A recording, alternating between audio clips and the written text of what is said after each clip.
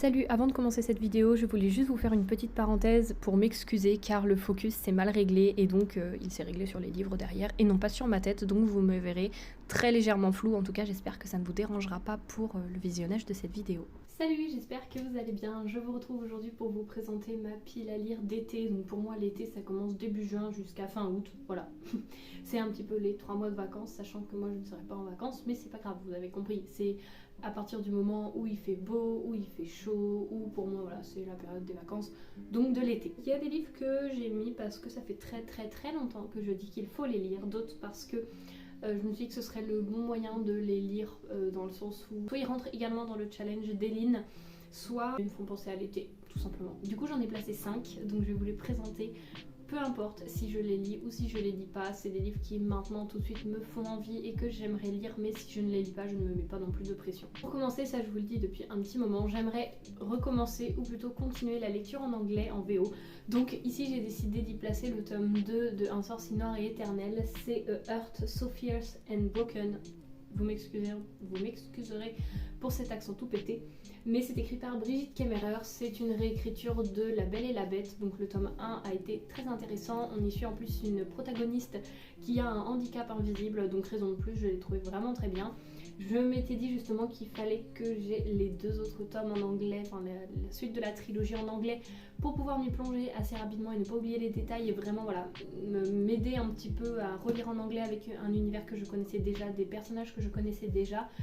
Mais il me semble que ça fait un peu plus d'1 an que j'ai lu le tome 1, donc je n'arrive pas à me remettre dedans, je le mets dans cette pile à lire en espérant le lire, ou alors lire un autre livre en anglais, mais c'est vrai que j'ai également Harry Potter le tome 2, mais pour le moment ça me fait pas trop envie en fait de continuer la saga d'Harry Potter en anglais, donc c'était plus un moyen pour m'entraîner à la lecture en VO, donc peut-être que je le lirai pour m'entraîner, mais je ne pense pas lire toute la saga d'Harry Potter, enfin j'en sais rien. Mais en tout cas voilà, je place celui-ci dans ma pile à lire, j'ai également le tome 3 qui est quelque part. Ah si, le tome 3 est derrière moi, vous ne le voyez pas, mais ce que j'aime pas trop en fait avec ces éditions, c'est-à-dire que là je vais avoir le tome 1 qui est grand, un bleu, lui il est plus petit et voilà le dos est vert, et le dos du 3, alors la couverture est rouge mais le dos est brillant argenté, donc bon, c'est pas très grave. Et puis là, je sais pas si c'est une erreur d'impression, mais vous voyez, la couverture est plus courte que le reste en fait. Enfin voilà, il y a un petit truc jaune, une petite marge. Je sais pas si c'est normal, si c'est une erreur d'impression. Mais bon, du coup, dans tous les cas, je place celui-ci dans ma pile à lire. Le deuxième livre que je place dans ma pile à lire, c'est un livre que pareil, je place dans toutes mes piles à lire depuis sa sortie, c'est-à-dire il y a un petit moment quand même. Il s'agit d'un auto-édité et c'est La magie des Valkyries, c'est écrit par Tom Pandore et donc c'est publié en auto-édition.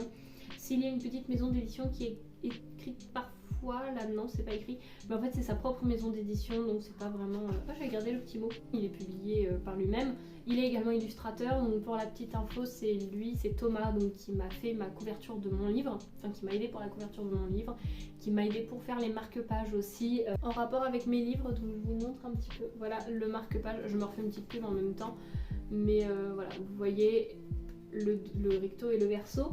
Donc Thomas m'a beaucoup aidé, c'est une personne avec qui j'ai pu beaucoup discuter, où j'ai été sa bêta-lectrice pour plusieurs de ses romans. Ici, donc La magie des Valkyries, on y suit tout simplement Skadi qui se trouve être une Sidilique, elle apprend à être une Sidilique au moment du dernier souffle de son grand-père, et donc une Sidilique c'est un être légendaire qui dispose de pouvoirs très puissants. Et en fait on la suit à l'ère moderne où elle n'est rien d'autre, on va dire qu'une enfant qui permet à ses parents de toucher la CAF.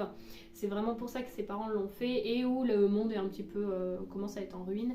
Et un jour elle se rend compte qu'elle a la possibilité avec un historien de voyager dans le temps et retourner à l'ère des Vikings. Je ne vous en dis pas plus. J'avais commencé à le lire donc en bêta lecture, je n'avais pas terminé, mais voilà, j'ai toujours très envie de le lire, mais c'est vrai que je ne sais pas, je m'y penche pas, donc pourquoi je ne sais pas, tout simplement parce que je fais toujours passer d'autres livres avant, alors que voilà, j'ai toujours envie de le lire, donc je le replace dans cette pile à lire en espérant peut-être un jour ouvrir la première page et finir aussi ce livre, parce que ouvrir la première page c'est bien, mais le lire c'est encore mieux. Ensuite un troisième livre que j'ai eu il n'y a pas très longtemps, puisque ça a été un cadeau de Noël par ma coloc.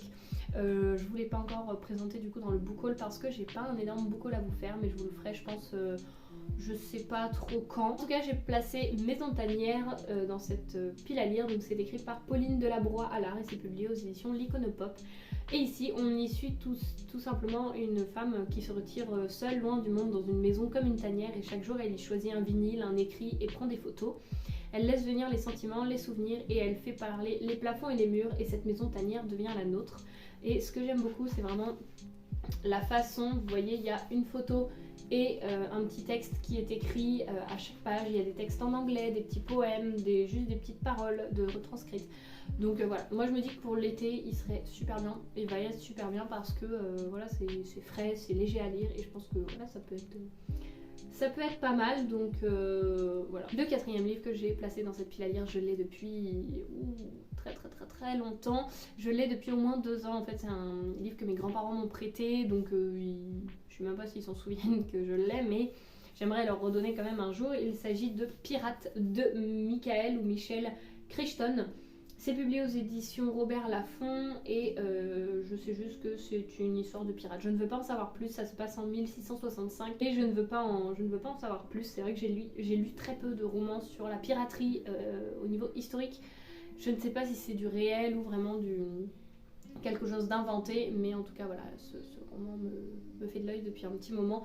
Et là je me suis dit que Pirates, été, de l'eau, la mer, ce serait un peu le bon moment pour le placer. Pour le dernier livre que j'ai voulu placer dans cette pile à lire, c'est une pavasse. Une pavasse qui fait, je vais vous le dire tout de suite, pas tout à fait 1000 pages, mais qui en fait 960. Si vous suivez un petit peu les actualités avec les derniers romans de Saxus qui sont sortis, vous savez lequel je veux vous parler. Il s'agit d'un tome 2 écrit par Sarah J. Maas et il s'agit de Creation City, donc le tome 2. C'est une brique. Hein. Le tome 1 a été une brique, le tome 2 est une brique. Le tome 1, j'avais beaucoup aimé. Je m'étais fait une petite fiche récapitulative pour que je me souvienne pour le tome 2 parce que je me suis dit jamais sinon je ne relirai cette bricasse. Et puis il y a Bénédicte, une autrice, qui m'a fait plein de vocaux m'expliquant un petit peu le tome 1 parce qu'elle venait de le lire avant de lire le tome 2. Donc j'ai dit est-ce que tu peux m'en faire des vocaux, etc. pour un peu un résumé spoilant. Donc voilà, je le place dans cette pile à lire puisque le dernier je l'avais lu, donc pas l'été dernier mais l'été d'avant, au moment de sa sortie.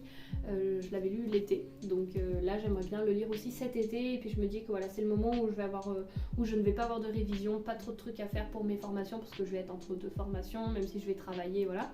Donc je me dis que ce serait le bon moment pour le lire et j'ai envie de le lire tout simplement. Donc voilà pour ce livre, il est trop beau. J'ai réussi à l'avoir en hardback. Il coûte quand même 30 €. Hein. Voilà comment il est sans la jaquette. J'aime bien, mais je le trouve un peu trop simple. Mais après, voilà, ce n'est que mon avis. Moi, j'aime bien quand je laisse la jaquette des livres. Donc, au moment où je les lis, je les enlève. J'enlève la jaquette parce que sinon, c'est un peu galère à lire. Mais voilà. D'ailleurs, je pensais vous faire une vidéo sur tous les livres que j'ai en hardback parce que c'est vrai que j'en achète pas forcément beaucoup. Mais là, ces derniers temps, j'en ai eu 3. En comptant celui-ci, et j'en ai quelques-uns dans ma bibliothèque.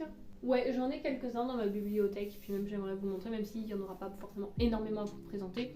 Je me dis que ça peut être une vidéo sympa, donc voilà. En tout cas, voici le 5e que je place dans ma pile à lire. Je récupère tous les livres pour vous faire la petite conclusion, donc je les replace parce que sinon tout va tomber. Donc voilà pour cette petite pile à lire qui ma foi quand même il y a quand même des petites briques, enfin des gros romans et puis voilà, je me donne un peu le défi d'en lire un de 1000 pages et un autre en anglais, donc je ne garantis pas, ça se trouve je ne vais rien lire de cette pile à lire. Je pense au moins lui, ce serait le plus simple, mais bon on verra. En tout cas je ne me mets pas de pression, encore une fois voilà, c'est une petite pile à lire pour me challenger mais sans voilà, mettre de pression ni rien.